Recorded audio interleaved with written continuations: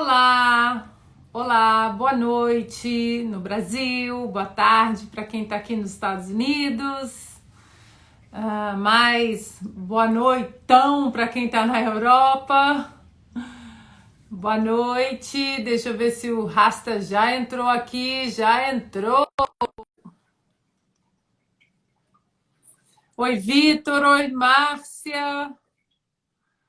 Oi, Robson, Rasta! Boa noite! Deixa eu subir aqui. Tudo bem? Tudo bem com você? Deixa eu colocar o PIN aqui. Vamos lá, que agora eu aprendi. Eu tô muito federalismo e colégio eleitoral. Ah, que maravilha! Post PIN. Yes! Agora eu Colocou? aprendi. Conseguiu? Ótimo! E aí, querido, tudo bem? Tudo bem, tudo ótimo. Poxa, uma alegria estar aqui conversando com você sobre esse assunto tão maravilhoso, né? Pois é, Eu... tão maravilhoso que eu vim fazer essa live com você daqui do estúdio, onde eu gravo o meu curso. Ah, é? É, eu Ah, gravo, sim, o seu curso sobre política americana, né? sim, História e Política Americana. E tá muito bacana, o pessoal tá gostando muito. E sabe o que que tá interessante, Rasta? As pessoas entendendo o que é a Revolução Americana comparado com a idolatrada Revolução Francesa que as pessoas idolatram no Brasil, muita gente idolatra no Brasil, né? É muito engraçado isso, né? Porque, tipo, se você for chamar... Você vai ter que chamar uma ou outra de revolução, né? Se você for fazer a análise mesmo. Então, tipo, eu chamo a Revolução Francesa de revolução, mas a Revolução Americana ela não é bem uma revolução, né? Não no É, sentido, é, não no não sentido de sei, inverter não. toda a ordem, né? Exatamente, É. porque até porque ali não houve uma destruição, né? Como a Revolução Francesa, uma destruição de absolutamente tudo e começar de um black canvas, né? Sim, Eles sim. começaram uma república do zero, mas eles não destruíram nada, eles simplesmente cortaram o cordão umbilical e falaram, ó, Inclusive, isso é uma coisa que talvez fosse a melhor maneira da gente começar a nossa conversa, que seria falar um pouquinho sobre os Articles of Confederation, né? Porque se você for parar para pensar, a gente conhece os Estados Unidos por quê? Pela Constituição americana, né? Mas a Constituição americana só veio a ser depois de um tempo já de luta, de guerra vamos chamar a independência americana acontecendo. Né? E o que é interessante dessa fase inicial é que as 13 colônias elas viviam sem nenhuma autoridade central, não existia governo central. eram Eles 13 tinham países, né? as leis que, tipo, as únicas obrigações que as colônias tinham eram as mesmas que elas tinham durante o reinado da Inglaterra. Né? Foi, inclusive, alguns problemas que foram gerados por causa disso que os Founding Fathers tiveram que chegar a uma constituição, realmente chegar a um governo mais centralizado dessa forma, né? Para pelo menos você ter umas ground rules assim para começar o país, né? Porque teve aquela, como é o nome daquela, teve uma revolução, uma revolta em Massachusetts, né? A Shays Rebellion, né? Que é muito famosa aqui nessa região da Nova Inglaterra, que aconteceu no meio da Revolução Americana, né? Tipo, e ele era, e o Shays ele era um cara que lutou pela independência dos Estados Sim, Unidos, né? ele foi ele era da milícia ali, né? Ele lutou e depois ele. Tanto é que também a metade da cidade, meu filho me mandando mensagem aqui que eu mandei ele passear com os cachorros. Falei, vai passear com as cachorras que eu tô com rasta. E aí né, foi uma mini revolução dentro da revolução e que trouxe muitos transtornos, né? Mas eu achei interessante você falar dos artigos da Confederação, Rasta, porque a gente vê o nascimento das nossas constituições, que são tantas no Brasil, Nossa, e aí a gente vê que as constituintes ali, os grupos mal se falavam, né? Ó, você fica com isso, você fica com aquilo, você fica com aquilo. E, e, e uma Constituição que absolutamente fala de tudo, de todos, tem uma linha para cada assunto, tem uma linha para unha encravada, tem uma linha para cachorro sem coleira, tem uma.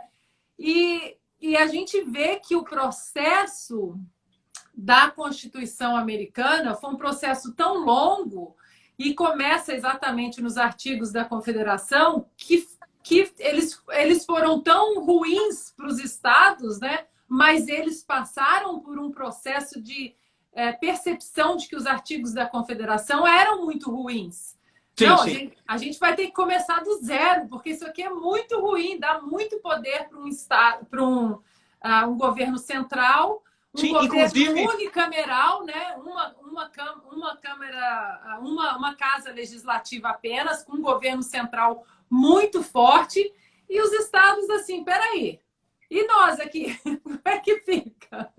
inclusive nessa época, se eu não me engano, o John Adams ele já tava na Europa tentando negociar as antigas rotas de comércio que já existiam nos Estados Unidos, colônia, né? Mas, por exemplo, Massachusetts resolveu fechar os portos, porque eles tinham poder para fazer isso, né? Sim. Eram 13 colônias sem uma autoridade, ele tinha o poder para fazer isso. Aí Connecticut abriu, né? E aí lucrou um montão com isso. E aí tava um par de euro para você conseguir realmente fazer uma relação comercial com os Estados Unidos.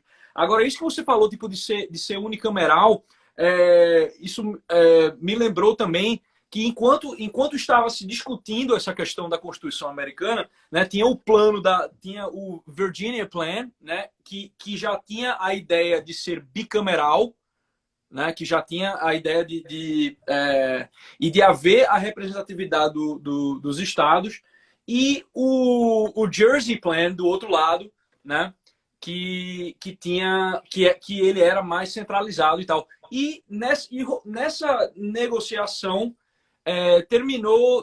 terminamos aí gerando a Constituição Americana, que ela tem um pouco dos dois. Ela tem esse lado da Câmara, a House of Representatives, ela é proporcional, e o Senado, o Senado ele é dois por cada estado. Dois por né? estado. Então ele tem um misto de balancear a população dos estados com um certo rule absoluto, assim, de você ter 2 senadores em cada. Você tem um equalizador de força por um lado e um distribuidor de força por outro lado. Isso é um mecanismo muito complexo, né? Os caras que escreveram isso aí... Eles, na verdade, eles estudaram muito os gregos, né, os romanos, a República Romana, a queda, a corrupção, né, na República Romana, e eles tinham muito medo ali dos erros. E aí vou até fazer um parênteses aqui agora do meu diploma de arquiteta, né? Tem uma parte da arquitetura que veio para os Estados Unidos, tem uma parte da arquitetura greco-romana que é aquele triângulo fechado em cima das portas. Sim. Aquilo chama pediment e ele é fechado na arquitetura greco-romana. Quando faz o revival da arquitetura greco-romana acontece nos Estados Unidos, vocês podem olhar aí no Google, esse pediment, ele é aberto, ele não fecha, ele é aberto. Vocês podem ver que a arquitetura com esse triângulo nesse revival nos Estados Unidos, ele é aberto, ele não fecha. Exatamente uma referência às falhas daquele período, as falhas políticas e sociais, eles trouxeram para a arquitetura também, exatamente para lembrar de como o ser humano poderia se tornar corrupto, de como ele poderia se envolver de uma maneira esquecendo as suas bases humanas e pensando apenas nas suas bases financeiras e de poder político. Então, eles trouxeram isso, o revival da arquitetura greco-romana nos Estados Unidos. Aquele triângulo em cima das portas, ele não fecha. Ele é abertinho, assim, exatamente para lembrar das falhas daquele tempo e que elas não sejam cometidas nos tempos de hoje. Nossa, que maravilha, eu não sabia disso. Aí, tanto é que na arquitetura greco-romana, aquele triângulo se chama pediment. E nesse revival aqui, se chama broken pediment, que ele fica assim abertinho. E me parece que eles conseguiram, de certa forma, consertar alguns erros da República Romana e da democracia grega. Um dos grandes problemas da democracia grega era a questão da representatividade, porque ela não era... E a própria questão do sufrágio, mas a outra era que muitas vezes ela era uma democracia tirânica. Né? Você tinha a instituição do ostracismo, você podia se juntar... se juntasse uma maioria para expulsar um cara da cidade, já era. Já né? era. Então, sempre desde uma coisa que eu acho que é importante que as pessoas percebam é que desde o início da República Americana, eles sempre tiveram a preocupação com a questão da representatividade, de como o povo será representado, de como vai haver checks and balances em relação a governados e os que governam, mas eles têm duas coisas que eles nunca quiseram. Um é que as massas tomassem conta do negócio. A tirania da maioria, né? Exato. Que as massas tomassem conta do negócio e que você, por uma simples maioria de números, tivesse acesso ao aparato do Estado. Porque o governo inaugurado com a Constituição, embora ele tivesse atribuições muito limitadas, ele é um governo que tem um poder forte. Né? É um território imenso. Você com o poder de taxar, com o poder de aplicar a lei, a ordem. Então, eu acho que para mim, o primeiro indício desse ceticismo dos Founding Fathers é quando eles chegam à ideia do colégio eleitoral. O colégio eleitoral ele só vai ser chamado assim de colégio eleitoral, acho que lá para o meio do século XIX, né? Mas já nos Federalist Papers ali, eles chamavam de electors, né? Eles chamavam de electors. E aí foi também uma outra preocupação que eles tinham muito grande. Aliás, você falou da Virgínia, o próprio Bill of Rights da Virgínia serviu de base para o Bill of Rights da Constituição, né? Para as 10 primeiras emendas, eles copiaram muito ali o Bill of Rights da Virgínia. E aí... o James Madison foi o grande embaixador dessa coisa toda, né? Sim, o James Madison. E sabe o que eu acho engraçado? É que o James Madison é considerado, né, para quem estuda a história, o pai da Constituição americana. Mas se você pergunta para o americano assim, cita o nome aí de 3 Founding Fathers, eles vão falar George Washington, Thomas Jefferson, John Adams, aí eles vão ficar... Aí você pergunta assim, você fala, James Madison, muitos vão falar assim, quem? Sim. Ele não é assim, né? É tão celebrado como Thomas Jefferson, mas é o pai da Constituição. E foi o que amarrou ali, o que fazia, né, o leva e traz entre os federalistas, os antifederalistas, o poder central e o poder dos estados. Aliás, você viu em sua homenagem? Ó, olha a camisa que eu vi, ó. Join or die. Eita! Maravilha! Veja. E aí a gente vê que o James Madison ele tinha essa preocupação, né, de ter um governo central forte também, porque pelo Thomas Jefferson o governo central seria mínimo, né? Sim. E já os federalistas, Alexander Hamilton, tem até um livro muito bom, deixa eu ver se está aqui. Eu não sei se você já leu esse livro. Eu não sei se está aqui. Tá aqui. Ó, que fala exatamente da porradaria. A verdade é essa, né? Que era entre Jefferson e Hamilton em relação a essa briga de governo central forte e estados mais autônomos, né? Esse livro aqui é maravilhoso, chama A Rivalidade que Forjou uma Nação. Eu não sei se tem em português, mas a leitura não é difícil. Qual é o autor? O autor é o John Ferling. Esse. John Ferling. É maravilhoso esse livro. E aí a gente cai numa coisa, Rasta, que a gente vê assim de como um dos pilares, uma das características, né, dos pilares fortes dos Estados Unidos, e que hoje a gente vê uma inversão, a gente vê hoje uma sociedade que aplica o coletivismo, todo mundo tem que ser igual, todo mundo tem que pensar igual, todo mundo tem que defender a mesma coisa.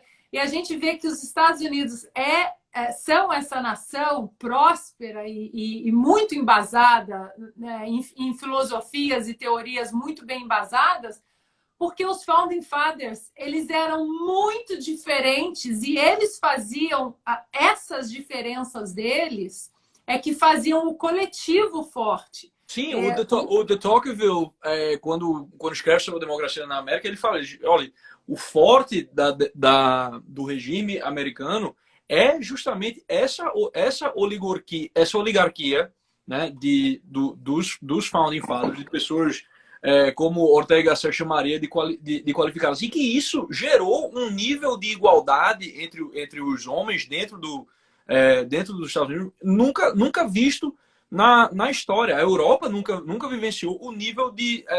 eu digo o nível de igualdade perante a lei, tipo, e de possibilidades, né? Tipo, os Estados Unidos, o Early United States, ele é realmente marcado por essa possibilidade de você chegar a qualquer lugar, né? Mas justamente por causa dessa mão firme, mas não...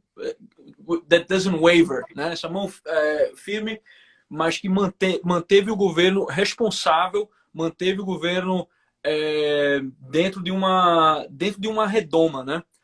Quando os liberals americanos começam a se intoxicar do tal do A Theory of Justice lá do John Rawls, é que a ideia de igualdade realmente toma conta dos Estados Unidos de uma maneira pérfida, de uma maneira venenosa, de maneira que a gente está vendo isso que a gente vê hoje, né? Os Estados Unidos cometendo o mesmo erro dos franceses lá, com aquela... Exatamente. Achando que liberdade, igualdade, fraternidade são bens, né, que você bota tudo junto na panela e tá tudo certo, né? E eu não sei se você viu o vídeo, porque isso que a gente está vendo aqui nos Estados Unidos eles não querem urna, eles não querem papo, eles querem revolução. Eles querem uma revolução jacobina de queimar tudo, derrubar tudo, reescrever tudo. E eu não sei se você viu o vídeo, se eu não me engano, foi aí perto de você, em Nova Jersey, de uma multidão. É um vídeo bizarro, nem parece que é aqui nos Estados Unidos. Uma multidão de gente vestida de preto, gritando morte à América. Você viu esse vídeo? Eu já vi alguns desses, eu não sei se eu vi esse exatamente, mas não seria a primeira vez que eu teria visto um negócio desse. Realmente, o nível que está a coisa aqui, os Estados Unidos foram fundados na ideia de que você pode ter o contrário e que você pode chegar à negociação. Se você for olhar, já pensou se você teve o Virginia Plan e você teve o New Jersey Plan. Você tinha James Madison do lado, você tinha o William Patterson, né? Foi em Portland, né? Alguém está falando aqui. Foi em Portland, isso? Sim. Você imagina se... Veja, eram projetos, de certa forma, antagônicos, né? Um bicameral, né, eleição, o Madison, nessa época, acreditava em eleição indireta para o presidente. Ele queria que ele pensou, inclusive, que o Congresso, né, alguns dos defensores do Virginia Plan eram a favor de que o Congresso decidisse quem fosse o presidente e não o pessoal. Mas houve o que? Um debate entre os dois planos e houve o Compromise of Connecticut, né, que foi tipo a famosa a negociação entre os dois gerou esse, tá bom, vamos, a gente dá aqui, a gente cede ali, uma negociação realmente. Mas hoje em dia, essa capacidade de negociação ela é impossível, porque por mais que os Founding Fathers tivessem suas discórdias, eles se enxergavam uns aos outros como iguais, como indivíduos, né? Mas a intoxicação que a América está passando agora, essa intoxicação marxista, né?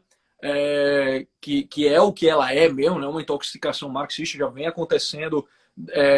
A Califórnia foi o grande. A Califórnia e Nova York, né, foram os grandes fosters dessa intoxicação. Elas fazem com que as pessoas não enxerguem o processo como um processo de negociação. É impossível a negociação para essas pessoas, porque você está negociando com o senhor de escravos, você está negociando com o seu opressor, você está negociando com alguém que não é alguém. Ele é simplesmente um mouthpiece to his privileges or his place in power. Então, tipo, a coisa vira... A hierarquia americana se acanalhou completamente, né? Porque as pessoas passaram a subscrever essa ideia Foucaultiana, né? De que as hierarquias elas são baseadas em um poder tirânico meramente. Não, e aí, fora que agora também, além disso, tem o pecado original, né? Todo mundo agora já vem com o pecado original, já vem quem é o cara que falou isso? Com o pecado original e não adianta reclamar. Tem um cara que falou isso, uma tese dessa agora, né? Que o esquerdismo era esse liberalism americano novo ser uma nova religião e que justamente isso que você falou do pecado original, de que o tal do privilege é o pecado original. É o pecado original. É algo com que você nasce e não tem o que você fazer. E não tem o que fazer e sinto muito. E você vai ter que fazer um curso sobre racismo, você vai ter que fazer um workshop uma vez por ano. Aliás, isso foi proposto. Isso foi proposto na faculdade do meu filho, em Stanford, Rasta.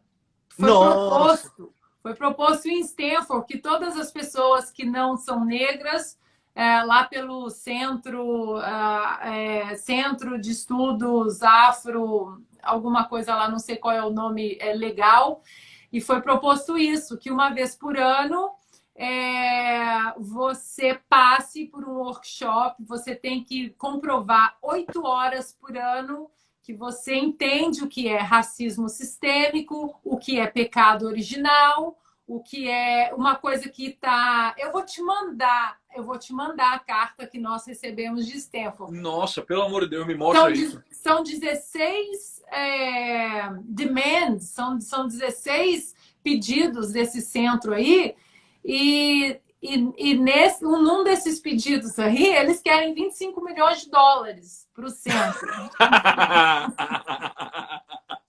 Claro, né? Porque precisa de dinheiro para mostrar para as pessoas que elas são racistas por nascença, né? Não existe revolução grátis, né? Não existe revolução grátis. Agora, você falou de Califórnia e Massachusetts, né? As duas costas. E aí eu mostrei uma foto do colégio, da eleição, um mapa eleitoral da eleição de 2016 para os membros lá do meu curso. Estava explicando o colégio eleitoral e mostrando por que uma coisa, um parênteses aqui para quem está nos ouvindo. Toda vez que vocês ouvirem a palavra liberal nos Estados Unidos, é esquerdista. Não acreditem nas bobagens lá que a Globo News contam, que os correspondentes falam que o Partido Democrata é de direita, que se fala liberals é porque eles estão se referindo ao liberalismo. Não. Liberals aqui é esquerdista mesmo. Não é o liberal que a gente usa no Brasil.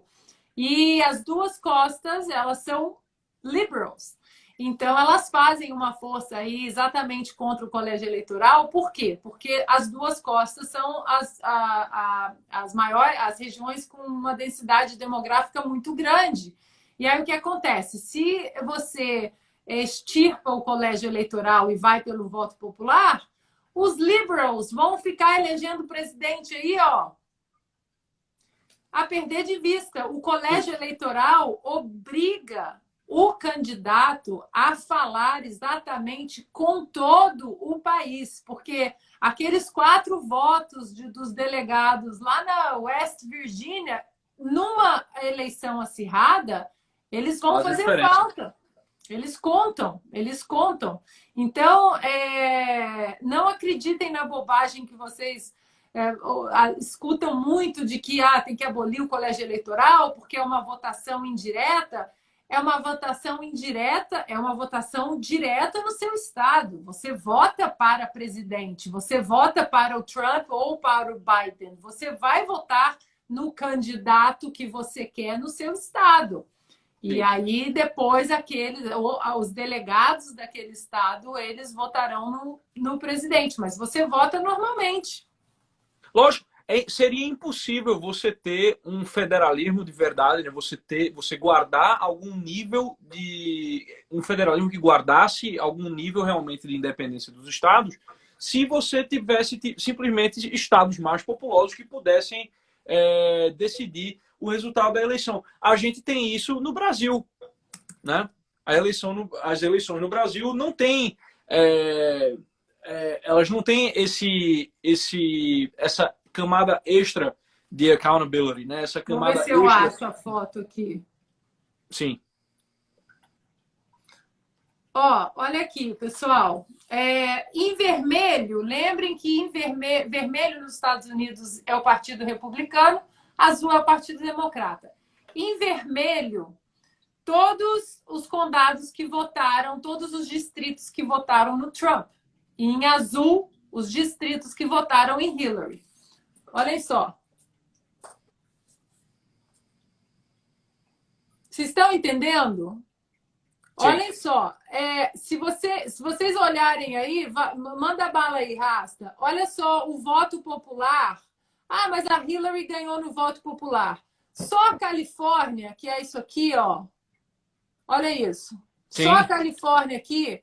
Olhem as duas costas. Só as duas costas elegeriam os presidentes porque tem a maior população. Sim, sim. E veja que também não é como se... O colégio eleitoral, ele não é sempre que ele dá esse resultado, que a pessoa vence o voto popular e, no final das contas, leva o outro cara. Não, na maioria das vezes, a pessoa que ganha o voto popular leva a eleição também.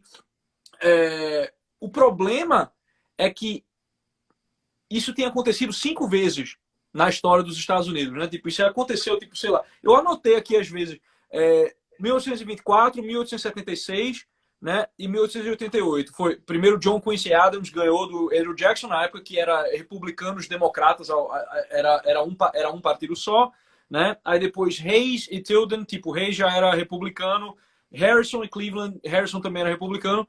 Aí o Bush e o Trump. O negócio é que, tipo, nos últimos 20 anos a gente viu 2 desses. Mas se você for parar para pensar, antes de Bush, a última vez que isso tinha acontecido tinha sido em 1888, né?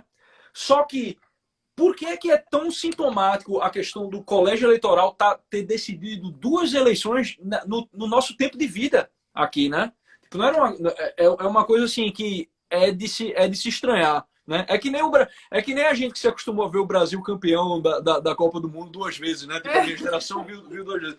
Não é um negócio usual, mas isso é sintomático do processo de polarização cultural que está acontecendo nos Estados Unidos. As duas costas, né? Que são lideradas por cidades cosmopolitas, progressivistas, né? Boston é uma cidade assim, Nova York é uma cidade assim, Los Angeles é uma cidade assim. Então, esse pessoal faz tanto barulho, mas tanto barulho e movimenta tanta gente absolutamente, né, que criou-se uma discrepância enorme no país. Se você for ver a eleição lá de Harrison e Cleveland, ela não gerou o pandemônio que a eleição do Trump gerou aqui, né? O colégio eleitoral decidiu pelo Harrison, mas o país estava próspero, estava bem, tipo, não influenciava tanto. Mas hoje o clima é de uma histeria tão grande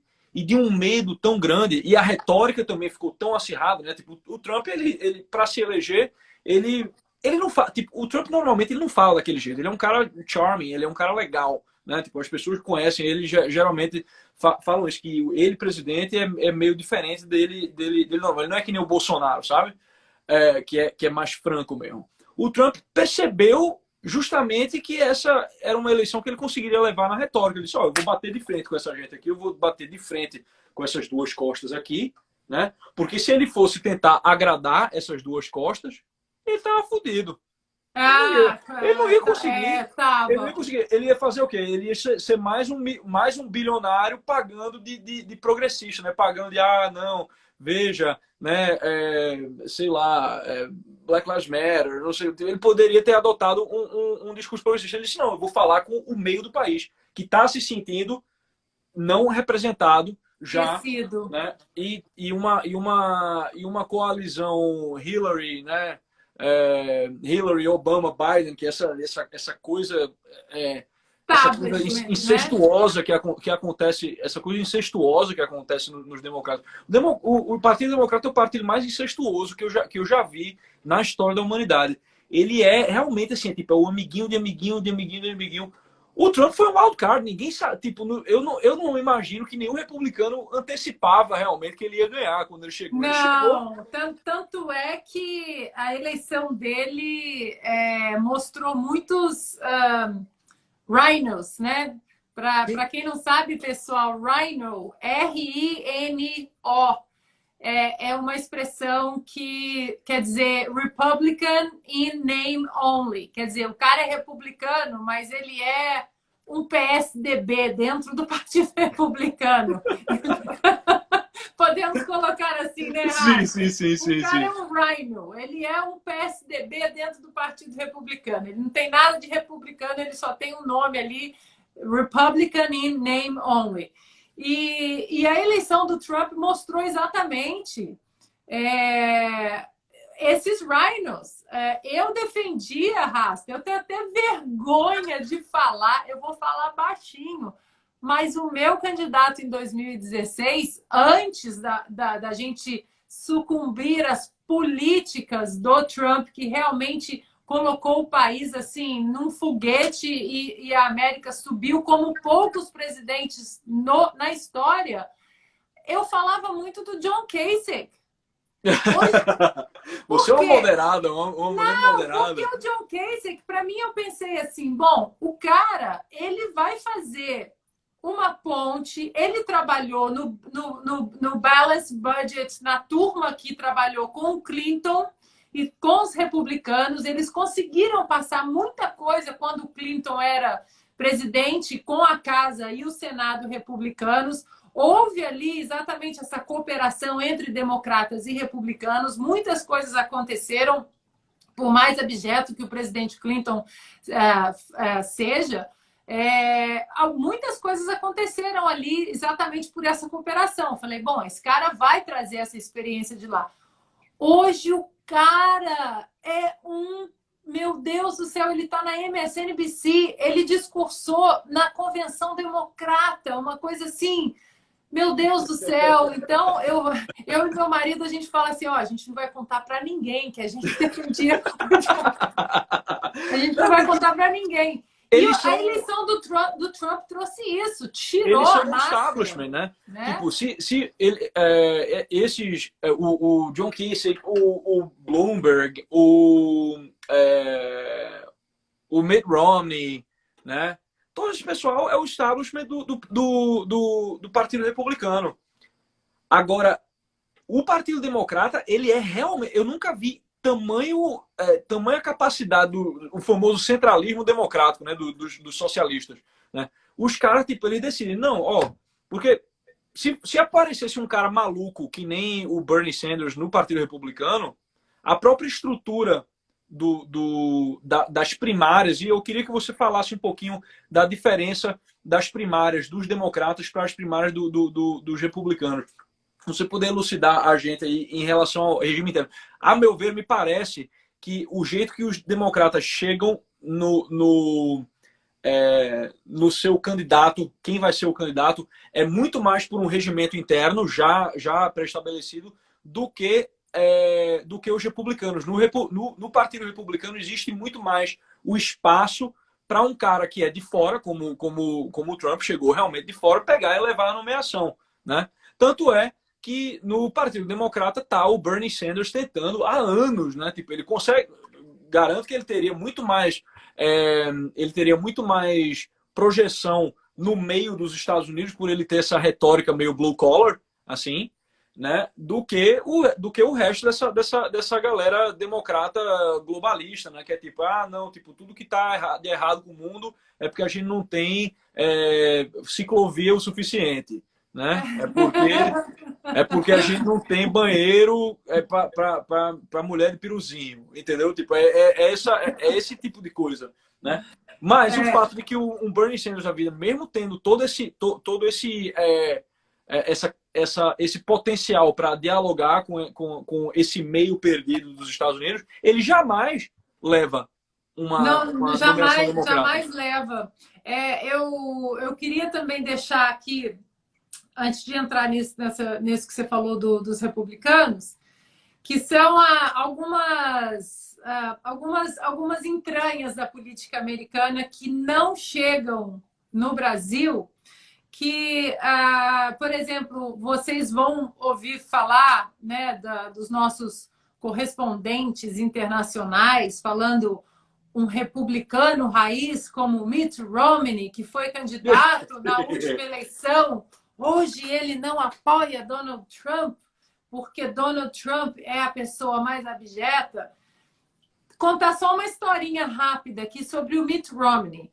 O Mitt Romney ele foi candidato na última eleição do Obama, perdeu para o Obama, né? Perdeu para o Obama e continuou ali na vida política. E aí ele, né, tentaria, né, mais uma vez ali em 2016, achou que não.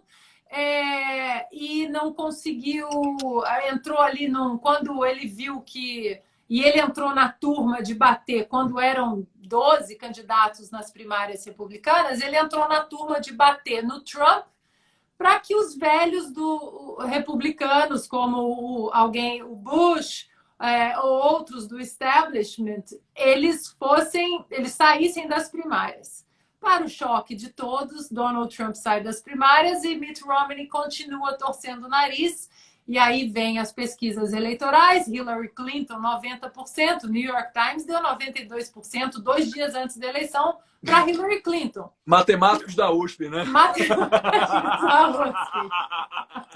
E aí vem novembro de 2016 e vem a eleição e derruba todo mundo do cavalo. Aí vocês acham que o Mitt Romney continuou fazendo biquinho? Não, ele foi tentar ser secretário de Estado. E aí, pessoal, é que vem o ogro Donald Trump, que fez o quê? Depois do Mitt Romney bater nas primárias no Donald Trump, depois ele continuou batendo quando Donald Trump estava disputando com a Hillary, Donald Trump vence. Aí ele troca o discurso, somebody love, vamos tentar ser secretário de Estado. Sabe o que o Trump faz, pessoal? Convida ele para a Casa Branca, faz um jantar, tira foto, aperta a mão, enche Mitt Romney de esperança para ser secretário de Estado e fala, não.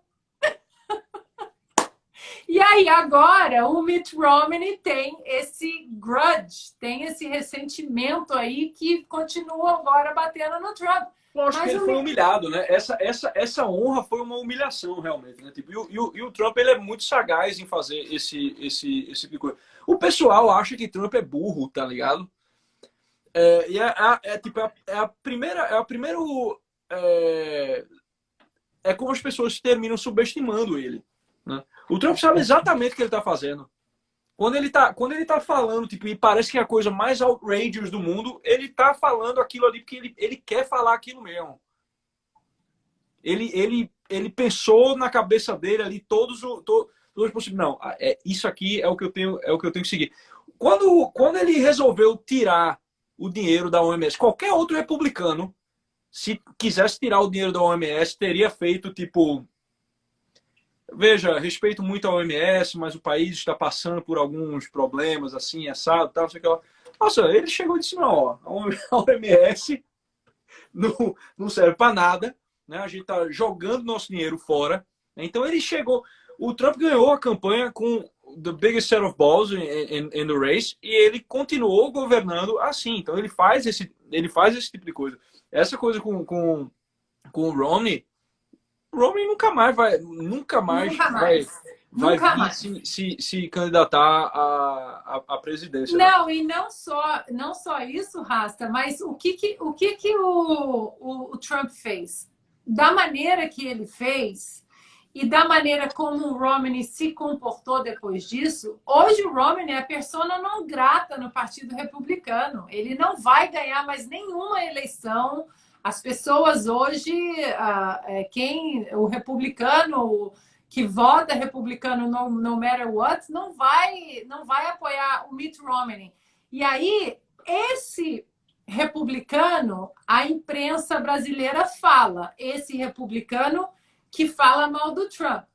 Mas republicanos que torciam o nariz para o Trump e que hoje são soldados de Trump, como a Nikki Haley, por exemplo, como o Rand Paul, essas pessoas a nossa imprensa não fala. Não faz. Não fala. O pessoal quer pegar o John McCain, né? Bota o John McCain assim para falar mal do Trump e tal, tudo mais. Mas exato. Veja, a mídia brasileira, ela é basicamente o jeito que eu tento explicar para as pessoas é o seguinte: a mídia brasileira, ela é um eco da mídia liberal americana. Tipo, o que sai aqui em CNN, né, Huffington Post, não sei o que lá, vai pro Brasil. E é assim, chega, tipo, o pessoal não toma o mínimo cuidado. O pessoal vai lá, bota, tipo, no Google Translate, e é isso, e sai a manchete. Então, o que a gente pega de Globo News, tipo, dessas coisas, é isso. E a mesma coisa quando tem os tais correspondentes internacionais. Olha, eu tenho uma raiva. Olha, eu tenho uma raiva do tal do correspondente internacional. Que puta que pariu. O correspondente internacional, vamos falar a verdade, é um vagabundo, tipo, filho de algum editor, né? Que vem para os Estados Unidos fazer festa. E aí ele trabalha no jornal com que o pai tem um contato. Aí, tipo, ele vai lá, né? Tipo, passa a noite enchendo a cara, fazendo as coisas dele lá. Acorda de meio-dia e vai lá escrever. O que é que ele tem que escrever? O que tá. A mesma coisa que tá aqui, né? Ou então ele pega, se for uma notícia sobre o Brasil, ele pega o que a mídia esquerdista brasileira está falando e traduz para o inglês. E é isso, a vida dessas pessoas é assim. Não tem como você se informar. Na verdade, tipo, se você for parar para pensar em mídia, né, em notícias, a notícia só serve para informar você do estado da opinião, né? Se você tiver um pingo de inteligência, você vai olhar para a mídia analisando assim, olha, isso é o que a esquerda quer que eu acredite agora. Isso aqui é o que os conservadores estão dizendo agora, tipo, na opinião deles. Se você quiser saber o estado da questão, você vai ter que investigar por outras mil maneiras e provavelmente você não vai chegar a nenhuma conclusão até que se passem anos e anos, né? Porque a velocidade da notícia é essa aqui, né? Chegou a notícia aqui agora, né? O cara tem que fazer um comentário, tem que fazer um comentário bonito e não sei o que lá. Mas a velocidade com que você faz senso da história é muito mais lenta que essa. Muito mais lenta que essa. Não, e normalmente esses correspondentes, eles estão em bolhas, né? Eles estão aí na bolha aí do seu lado aí, lógico. Olha, eu conheço gente que trabalha, não vou dar nome, né? Tipo, mas a galera passa. Eu prometi que eu não ia ficar falando palavrão na sua live, não, viu? Então eu não vou falar, não. Mas a pessoa passa a noite, tipo, né? E tipo, enchendo. E é isso. E aí no dia seguinte vai lá escrever uma notícia para ganhar o paycheck enquanto ele tá ali morando em Williamsburg, né? Tipo, bonito, Brasileiro, É o que eu sempre falo aqui, Rasta. Eu falo assim, olha, aqui a gente não fica pregando, olha, acreditem em mim porque eu sei a verdade. Não, eu tô aqui para te dar outro lado, mas faça o seu dever de casa. Não acredita em mim também, não. Sim, sim, sim. Faça o seu dever de casa. Escutou de lá, escutou daqui e vá fuçar. Fuça mesmo, porque hoje está tudo aí na palma da mão da gente. A gente consegue descobrir absolutamente tudo.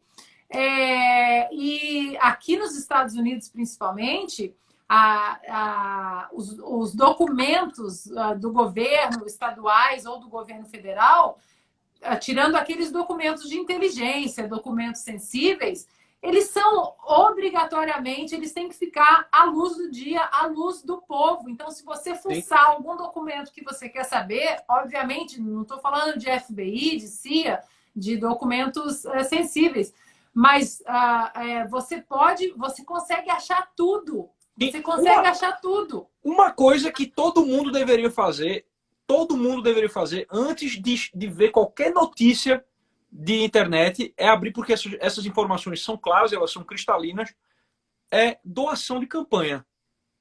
Quem financia quem? Entendeu? Eu fiz essa lição de casa na eleição de 2016. Fiz recentemente para a eleição de 2020. E, é claro, os grandes bilionários financiam os democratas. É assim. Ponto. Assim, tem bilionário que financia os republicanos? Tem. Mas 60% dos bilionários, 60% deles, financiam as candidaturas democratas. É isso. Entendeu? Você for abrir as doações de campanha do Trump, né? De 2016, era tudo umas doações assim, tipo de $2.000, de $5.000, tipo de uma oficina mecânica em Minnesota, né? Era esse tipo de coisa. Tu abria as doações de campanha da Hillary, era tipo Goldman Sachs.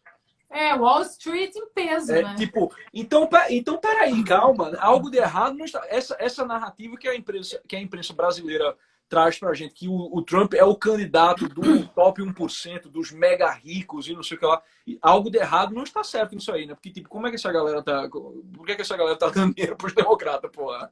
Né? Agora, Rasta, você acha assim, você estava falando dessa. A gente estava falando, né, dos Founding Fathers, como eles eram tão diferentes e como eles se encontravam, né, ali no meio do caminho. Você vê que o próprio Bill of Rights foi um compromise. Um compromise, foi um pedido dos estados. Olha, tudo bem, você quer que a gente vote para ratificar essa Constituição, mas vocês têm que passar um Bill of Rights para a gente continuar exatamente protegendo as liberdades individuais e a autonomia e independência do Estado. Por isso que o Bill of Rights passou as 10 primeiras emendas. E vale lembrar que os estados ratificaram a Constituição sem saber o que tinha no Bill of Rights, apenas pela promessa. Sim. Os federalistas falaram, a gente promete, a gente vai passar o Bill of Rights protegendo a autonomia dos estados e principalmente as liberdades individuais. E os antifederalistas falaram, beleza, vamos lá ratificaram a Constituição e o James Madison se comprometeu a passar o Bill of Rights.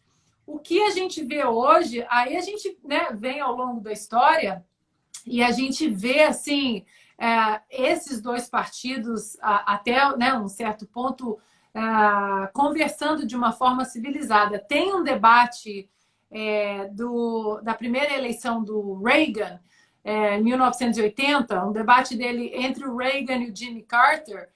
Eu já assisti, assim, vi 20, 30 vezes. Eu sei qual é esse debate. O debate, assim... É incrível, né? É um nível muito porque maior. É pé na porta o tempo todo, sim. Mas, assim... descascando um ao outro, mas da maneira mais civilizada possível, mas assim, muito forte um contra o outro, contra as políticas do outro. Agora, eu acho que, primeiro que aquele partido da John Kennedy, porque esse partido democrata morreu, não existe, não vai voltar nunca mais, mas eu acho que essa falta de civilidade que a gente está vendo hoje foi essa infiltração dessa esquerda ultra radical dentro do Partido Democrata. Não tem como conversar. Mas, a meu ver, Ana Paula, são dois presidentes democratas que são key point para isso aí.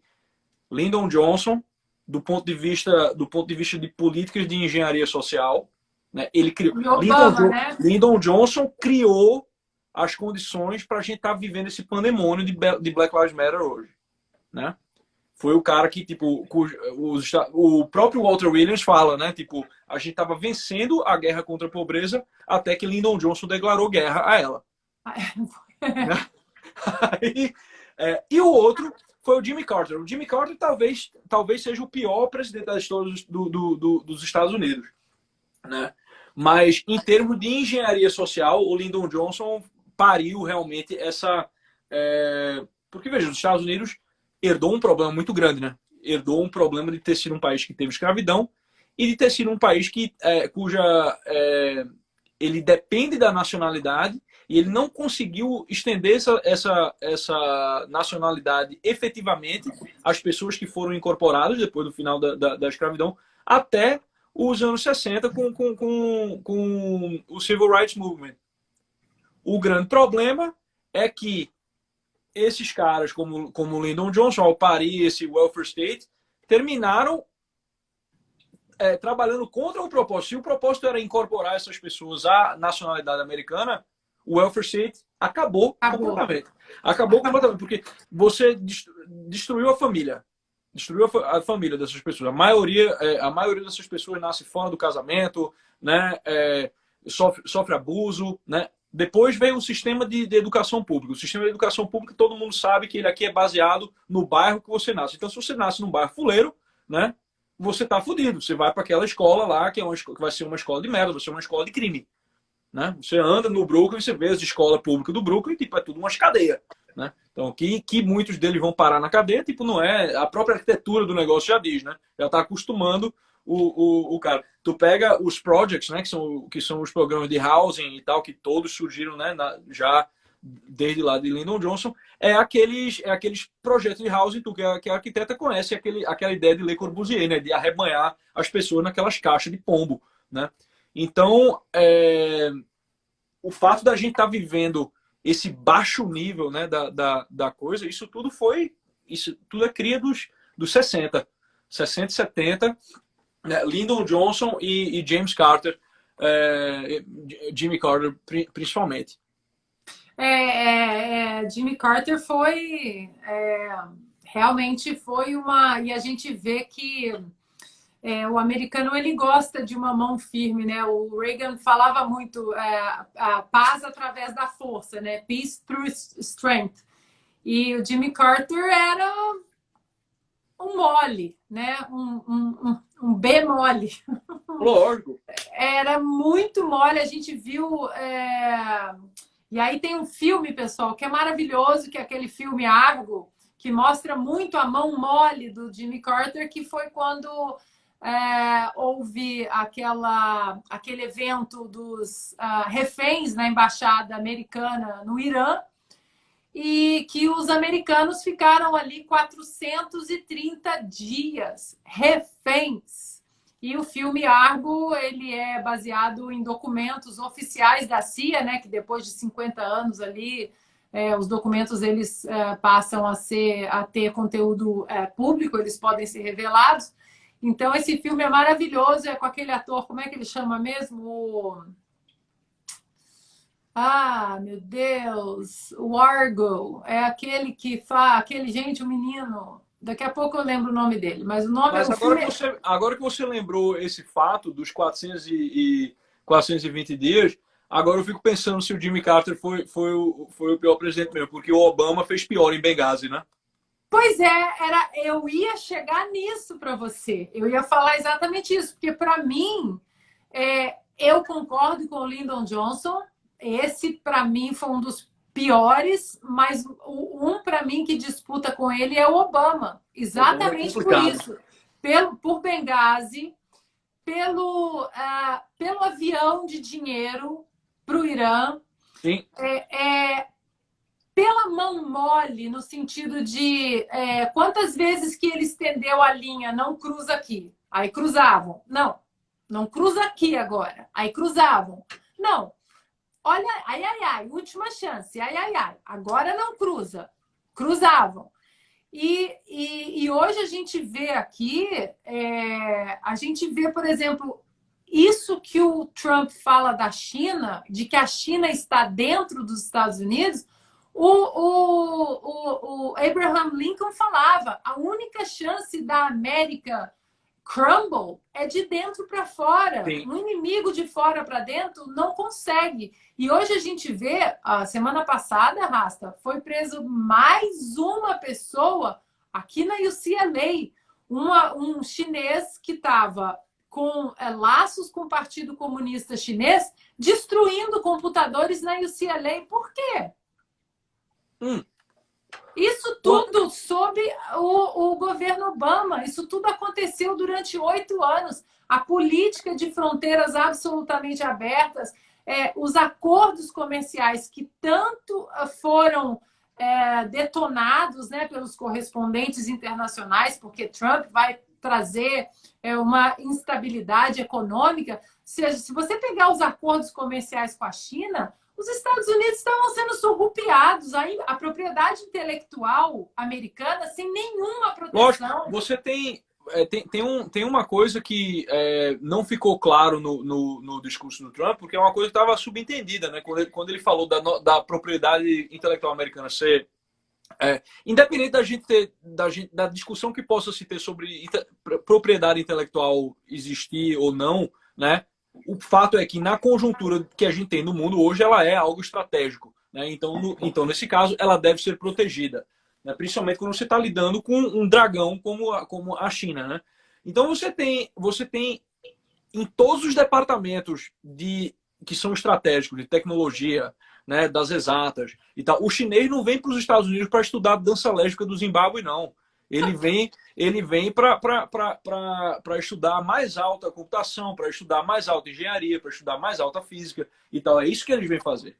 E nisso aí eles têm acesso, né, à tecnologia americana. E uma coisa que não é claro para todas as pessoas é que todo estudante de intercâmbio chinês é um agente chinês. Mesmo que ele não queira, mesmo que ele não queira, ele tem que prestar contas ao partido. O partido liga para ele e olha, vá. Se não, volta. Mesmo que Ben Affleck, alguém lembrou isso, Ben Affleck. Isso, Ben Affleck é o ator de Argo. E aí eu fui chamada, por exemplo, de fake news, Rasta, quando há 1 ano eu escrevi um artigo sobre o Obama Gate. Agora está tudo assim explodindo de documentos. Eita! E documentos assim que tá na cara de todo mundo, a ponto do New York Times e o Washington Post, que são 2 publicações esquerdistas aqui nos Estados Unidos, já não conseguem esconder mais. E no Brasil, cri, cri, cri, cri. Mas quando rolou o tal a conspiração russa do Trump, não sei, entenda, né? Tipo, saiu até na revista. Entenda. A imprensa brasileira é cheia disso, né? Tipo, bota uma mentira desgraçada aí, entenda. Como é que eu vou entender um negócio que não faz o menor sentido, meu filho? E por isso que eu acho que o Obama Gate, ele fica empatado com o Lyndon Johnson ali para mim, entre um dos piores presidentes. Eu acho que ele foi até assim muito...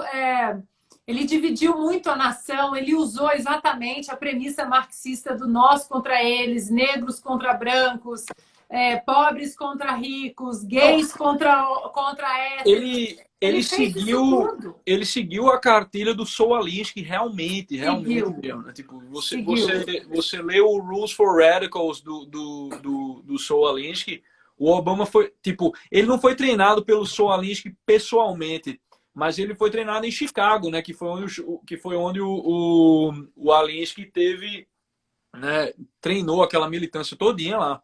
Você já leu esse aqui? O pior presidente da história. Eita, de quem é esse? Esse aqui é do Matt Margolis. Não, eu li muito bom, The Criminal Case Against the Obama Administration, que é do Ben Shapiro, tá, né? Esse também está na minha lista. Esse aí é bom. Esse aqui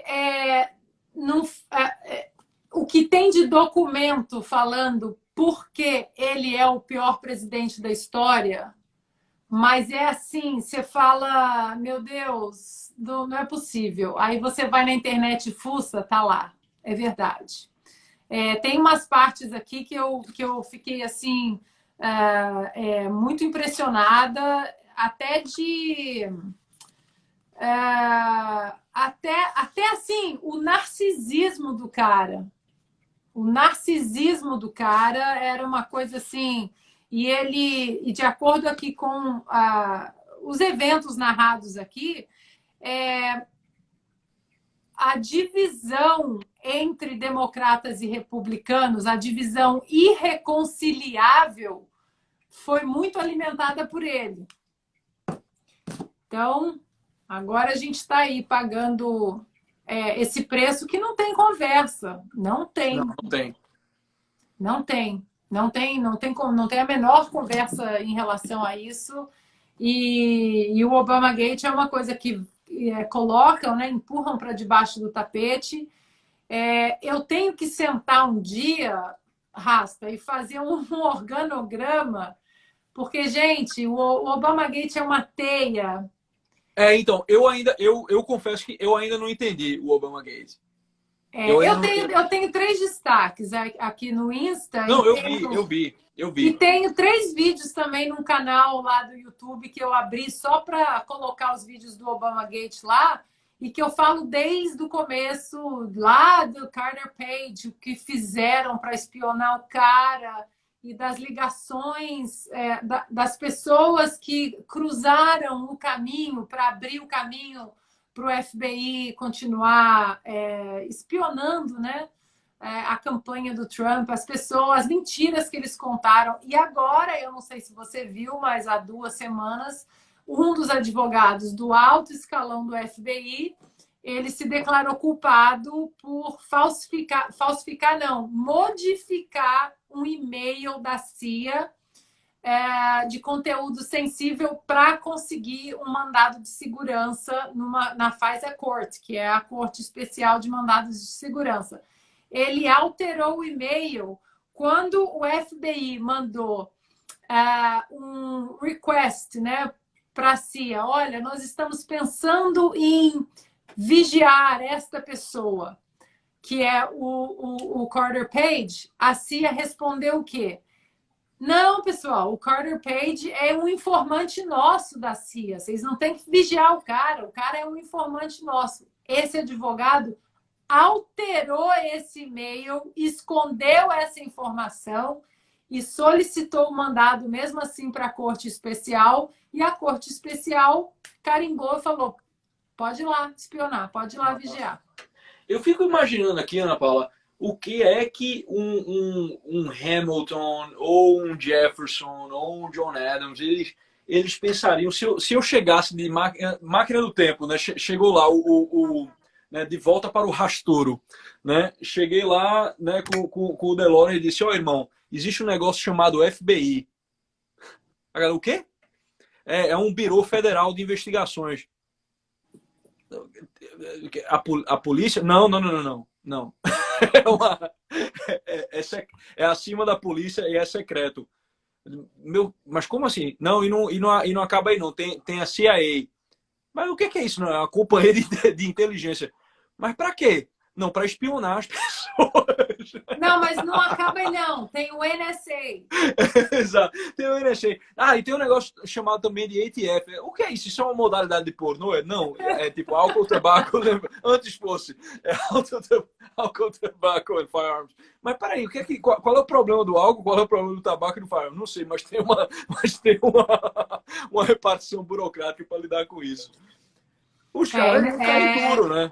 É inacreditável, porque você vê e é uma instituição assim altamente respeitada, né, pelos americanos. O FBI sempre foi, né, aquela instituição altamente respeitada, embora tenha um livro e tem uma série também que eu indico muito, que precede ali o 11 de setembro, né? Eu não sei se você chegou a ler o livro ou viu a série The Looming Towers, Uhum. que você vê que o 11 de setembro ele correu de uma maneira até mais rápida e aconteceu porque a CIA e o FBI cresceram de uma maneira que eles não ali nas bolhas e no narcisismo de alguns elementos, né, dessas duas corporações, eles não dividiram informação. Então, tal. E outra, né? Tipo, quando você cria essas agências, né, tem duas. O vulto das torres, em O vulto das português. torres. Isso. Quando você cria essas entidades, existem dois problemas básicos, né? O primeiro é que você, quando cria elas, você cria a necessidade de mantê-las, né? Então, todo ano, FBI e CIA vão ter que se mostrar úteis. Quer seja que eles sejam necessários ou não, né? Quer seja que meu Deus do céu. Mas, enfim. O ponto é... E o segundo é que você gera aquela questão da especialização, né? A companhia de inteligência, a Central Intelligence Agency, você tem um monte de gente que está lá enfurnada fazendo aquele trabalhinho assim, né? De especialista mesmo, e sem prestar atenção nas implicações macro do que é que eles estão fazendo, né? Exatamente. Então, é assim que você tipo, para brincar com a segunda lei da termodinâmica, é facílimo, né? Tipo, a entropia gerada, né? O aumento de entropia gerado pela ação, tanto do FBI quanto da CIA. E aí é complicado, né? Porque às vezes eles estão certos, às vezes eles estão errados. Tipo, no final das contas, seria melhor que não existisse, né? Porque agora virou um monstro, né? Como é que você lida com isso?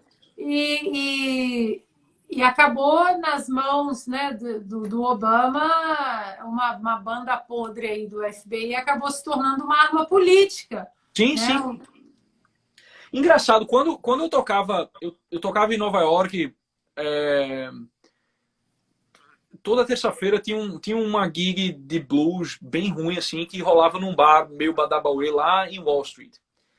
E sempre tava lá o cara que investigou o Trump, o Charles McGonigal. Ele foi um head do FBI da divisão de Nova York, né? Eu lembro que eu sempre ficava assim, tipo, essas pessoas são pessoas reais, né? A gente fica falando do FBI, CIA, e a gente fica pensando assim como uma entidade realmente, né? A gente fica tipo nessa abstração assim, a gente esquece que essas pessoas são pessoas normais que vão ali, tem os seus, né? Ele tinha um amante russo, esse cara estava investigando o Trump, né, com um conluio com a Rússia, e na verdade ele tinha um amante russo que era ex-KGB, tá ligado? Tipo, os dois lá, de mão dada. Não, fora que eles estavam, às vezes eles investigavam agentes duplos, né? Eles tentavam investigar agentes duplos. E a história, o Obama Gate é uma coisa assim tão... É uma teia, assim, é um emaranhado que até para os americanos aqui, a gente tem que ler e ler e escrever e pegar uma caneta e vai fazendo um organogramazinho. Peraí, esse vai para cá, esse vai para lá. Um dossiê falsificado, um dossiê Steele, que foi pago pela Hillary Clinton, né? O tal do dossiê que o Trump estava envolvido com a Rússia, esse dossiê já foi comprovado que é um dossiê falso. E não sou eu falando não, tá, gente? São documentos já do Comitê de Inteligência do Senado, já tem assim, ó, uma pilha de documentos que provam que o dossiê era falso. E aí a gente vê, Rasta, que nada disso chega no Brasil, né? E aí a gente volta no nosso assunto colégio eleitoral, que eu estava vendo hoje, né, que já está sendo demonizado no Brasil também. É lógico, aqui todos os democratas, tipo, isso. E os democratas, eles são tão filha da puta que eles tentam usar a carta do racismo no o colégio eleitoral é daquela série de medidas. Eles tentam comparar o colégio eleitoral aos 3/5, sabe? Aos 3/5 que aconteceu no Compromise of Connecticut e que você chamar aquela medida de racista, você tem que ser muito canalha, né? Porque a medida buscava justamente enfraquecer, né, o mando dos estados do sul, que eram escravistas. Que era, né? Exatamente. Isso aí, eles não contam. Não, isso eles não contam. É isso que eu fico assim... eu fico revoltada, porque isso eles não contam. Eu vou chegar agora, é o próximo módulo do meu curso, as tensões raciais, que os pais fundadores eles queriam enfraquecer exatamente os estados escravagistas. E nada disso chega. A própria guerra civil, eles não falam que quase 400 mil soldados brancos morreram para libertar os negros. Sim. A união ali dos pais fundadores exatamente para libertar o sul da escravidão, nada disso é contado. A própria KKK, Rasta, que eles tentam colar no Partido Republicano. Sim, principalmente a primeira KKK e a segunda, né? A terceira é um pardieiro. A terceira KKK é um pardieiro vivo, assim, realmente. Mas a primeira realmente surgiu como uma milícia dos democratas do Sul, não aceitando, né, o resultado da guerra. Mas essa dos 3/5, tipo, o pessoal compara aqui, eu vejo muito isso, comparando o colégio eleitoral. Aí você viu, isso é muita canalice, né, cara? Isso é muita canalice. Até porque, tipo, não teve tanta influência assim nos resultados das eleições, como a gente viu aqui, né? Foram 5 eleições só que terminaram indo para o colégio eleitoral e terminou dando um resultado diferente da maioria. Mas é imprescindível que exista esse tipo de coisa. É imprescindível. Consegue imaginar o nível de hegemonia que os Estados Unidos ia estar se ele tivesse mais 4 anos, tipo, da Secretary of State, tipo, você tem o presidente dos Estados Unidos por 8 anos, aí ele pega e elege a Secretary of State dele, assim, tipo, e vai... É muito tempo para um partido só no poder, né? E um partido que tem realmente... que tem um projeto, realmente. Tipo, o Partido Democrata, ele virou um PT... Um PT polido, né? Realmente, eles têm um projeto de poder, eles não querem deixar mais. Não, eu confesso, Rasta, que eu tava vendo as cadeiras, né, que podem ser trocadas no Senado. Eu estou um pouco receosa. Não, provavelmente vai dar um shift. Mas esses shifts são normais. Né? Mas aí eu confesso que eu tenho medo do combo. Vir ao Senado, porque os republicanos têm mais cadeiras em jogo do que os democratas. Embora o Trump esses dias tenha falado que ele acha que vai virar a Câmara de volta para os republicanos, eu tenho as minhas dúvidas. E aí eu tenho medo do voto pelo correio. Isso aí é que é o grande problema. Que é uma outra vantagem do colégio eleitoral. A quantidade de gente que votou ilegal na Califórnia e em Nova York não está no gibi. Isso é fato, eu não tenho dúvida que teve um monte de ilegal indo lá e votando e ninguém estava nem... Tinha sessão eleitoral, Ana, em Nova York, e não tinha ninguém fiscalizando se você tinha o documento ou não. Tem ninguém fiscalizando. Isso é uma loucura. Isso é uma loucura. Vocês têm perguntas sobre colégio eleitoral, federalismo? Eu acho que ninguém mandou. O pessoal está comentando aqui, mas ninguém mandou uma pergunta. Você não tem a caixinha aí, não? Que caixinha? Tem caixa? Que é isso? Tem uma caixinha geralmente de perguntas assim. Eu não sei se é em live individual ou se em live com outra pessoa aparece essa caixinha também. Tem caixinha. Eu tenho que aprender essa de caixinha, porque essa eu realmente não sei. Eu venho falando muito, explicando muito o colégio eleitoral, tanto no meu curso, mas como aqui também, porque a gente tem que falar, a gente tem que colocar em xeque aí as falácias que a gente escuta no Brasil. Lógico. Ah, mas não ganhou no voto popular. Mas a regra não é essa, gente. É aquela coisa assim. Ah, mas a Ana perdeu o segundo set, mas a Ana ganhou o jogo. E daí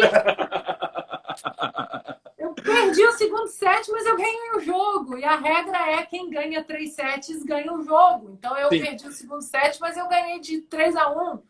sim. Então, Não, é uma. E, obviamente, né? Esse debate só acontece, né, quando o resultado ele termina contrariando, né, o que todo mundo esperava. Ah, Ai, ah, gente, aprendi a abrir a caixinha. Olha. olha, veja só você. Gente, tinha uma caixinha aqui. Olha, gente, tá aqui a caixinha. Tudo bem? Tudo bem. Vamos lá. Bom, Trump ganha, a gente não Você, sabe, né?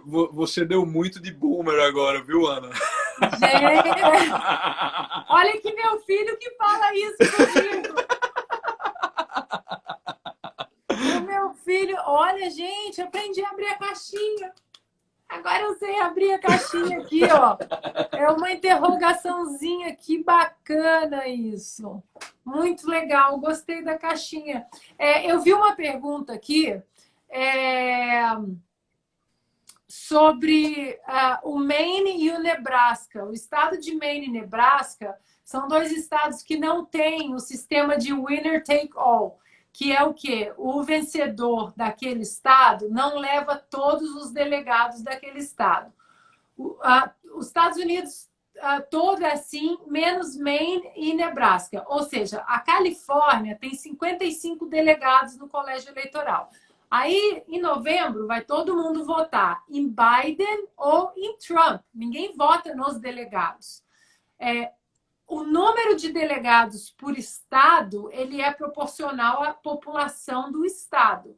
A cada 10 anos tem o censo que esse número de delegados ele pode diminuir, ele pode aumentar de acordo com a população daquele estado. É o número de cadeiras na Câmara mais o número do Senado. No Senado é dois, né? Exatamente. Exatamente. É o mesmo número. É o mesmo número. Em 61 é a 23ª emenda, né? Que adiciona o distrito, o distrito DC. de Colômbia, que são 3 ali, né? Então, o que acontece? Em novembro, pessoal, eu vou sair de casa, eu vou votar no Trump. Eu não vou votar no delegado da Califórnia. Quem ganha na Califórnia, o candidato que ganha na Califórnia leva os 55 delegados do colégio eleitoral para a corrida presidencial. Leva os 55 delegados democratas para a corrida presidencial. Quem atinge o número de 270 delegados é eleito presidente.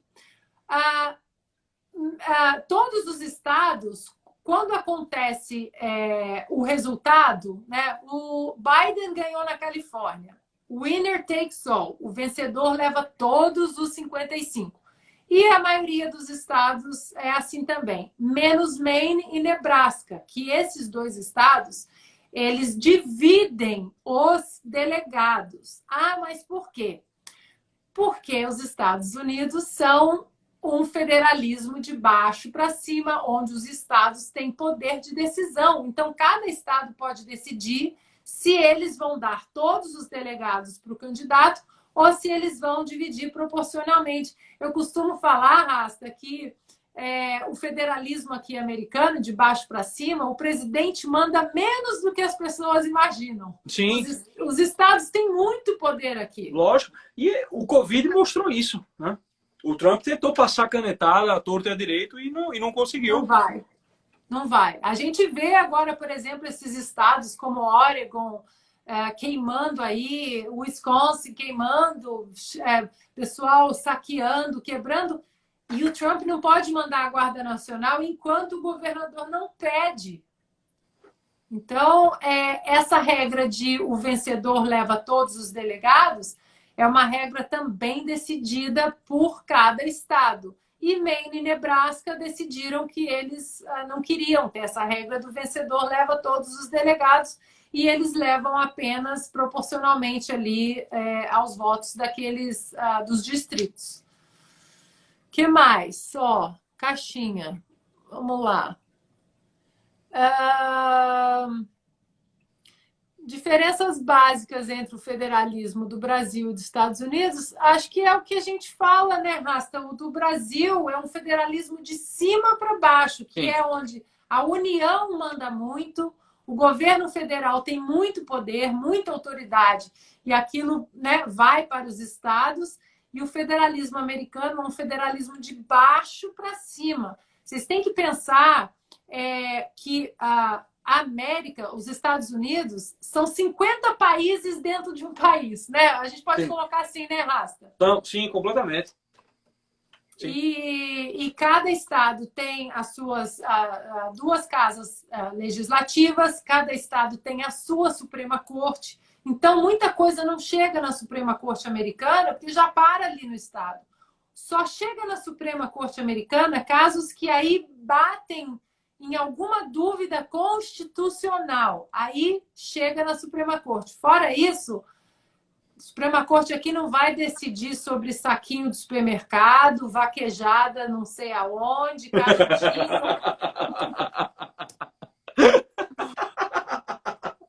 Ótimo, ótimo, exatamente, não vai mesmo. Não vai, né, Rasta? Sim. E é a grande virtude dos Estados Unidos e é o que o pessoal está querendo destruir. É o que principalmente a esquerda está tentando destruir nos Estados Unidos, é justamente essa jurisdição que o Estado tem, essa soberania que o Estado tem, que os Estados têm sobre si mesmo. Né? Rasta, fala aí um pouco do voto aqui que não é obrigatório, que isso é maravilhoso, porque o candidato tem que convencer a pessoa a sair de casa. Lógico, lógico. Eu mesmo, tipo, eu não voto, né? Eu não voto no Brasil há muito tempo e mesmo se tivesse lá eu não ia sair da minha casa. Então eu pago multa, né? Eu faço essas coisas. Mas é um saco, né? Tipo, se eu for tentar tirar um passaporte, eu tenho que estar quitado com a justiça. Isso é uma tirania, isso é de uma tirania sinistra. Quando eu falo que o voto é obrigatório no Brasil, aqui nos Estados Unidos, quem é que gosta? Todo democrata que eu falo. Exatamente. Isso é muito bom porque obriga as pessoas a ter consciência social. Aí liga, puta que o pariu, consciência social. Ah, meu Deus do céu. Exatamente. Consciência social tem o baiano, né? Lá do Tropa de Elite. O baiano tem consciência social. Mas, enfim. É isso. O que mais que você quer falar? Não, eu acho que, inclusive, a nossa live, ela se estendeu. Eu acho que o Instagram tá dando de presente aí pra gente, porque ela já passou de uma hora. A minha aqui fica muito tempo. A minha também ontem ficou. Mas eu queria te agradecer por bater esse papo comigo. Esse negócio eu que agradeço, Rafa. O colégio eleitoral é uma coisa que eu amo conversar sobre. Eu sou geralmente o brasileiro defendendo o colégio eleitoral para os americanos, que igual vocês têm que entender que isso aqui é um negócio muito bom. Entendeu? Vocês não sabem como isso aqui é bom. Eu também o pessoal tá cagando para os Founding Fathers, né? Principalmente hoje em dia, né? Que a narrativa de que eles eram velhos, brancos, ricos, racistas, não sei o que lá. Aí a galera não vê, tipo, a sabedoria você pega os Federalist Papers, né? E você vai ler, tipo, aqui são obras que você pode ler simplesmente pela literatura. Sim, sim. Sim, eu mostrei aqui, tá sempre aqui do meu ladinho, ó. Porque eu até falei que no Brasil chama O Federalista e você pode baixar de graça no site da Câmara dos Deputados do Brasil, no site da Câmara do Brasil, você pode baixar O Federalista, que são 85 artigos explicando a Constituição americana. E isso aqui é maravilhoso.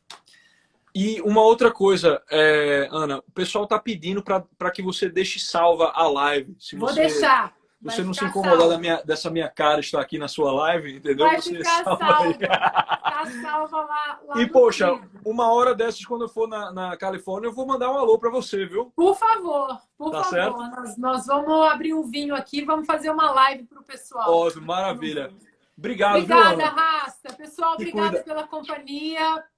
Um beijo e a gente vai se falando por aqui. E vamos combinar outras lives aí no caminho dessa No caminho eleição da eleição, sim. histórica. Que vai ter o que falar, né? Vai.